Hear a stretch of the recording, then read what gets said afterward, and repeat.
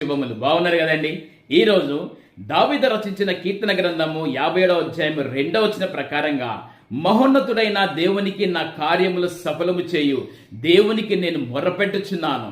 అవునండి, దేవుని సన్నిధిలో మొరపెట్టాలి. నా ప్రియ సహోదరి సహోదరులారా, నా తల్లిదండ్రులారా, ఆ రోజు ఇశ్రాయేలు మొర విని చెర నుంచి ఏ విధంగా అయితే విడిపించాడో, ఆ దేవుడు శక్తిమంతుడు, మహాపరిశుద్ధుడు, మహోన్నతుడు, మహాగణుడు. ఆయన సన్నిధికి నీవు నలిగిన విరిగిన మనసుతోటి విధేయురాలై నీవు దేవుని సన్నిధిలో మోకరించి కన్నీటితో ఉపవాసంతో ప్రార్థన చేసినట్టయితే, నీ ఇంటిలో ఏదైతే కార్యములు ఆగిపోయినాయో, వివాహ కార్యములా, లేకపోతే నీ కుమారుని కుమార్తెకు జాబు రాకనా, లేకపోతే చదువు విషయంలోనా, లేకపోతే గర్భఫలము విషయంలోనా, ఏ కార్యములు ఆగిపోయినాయో నీవు దేవుని సన్నిధిలో మోకరించి ప్రార్థించినట్టయితే ప్రతిదిన పొందుకుంటావు. ఆమేన్.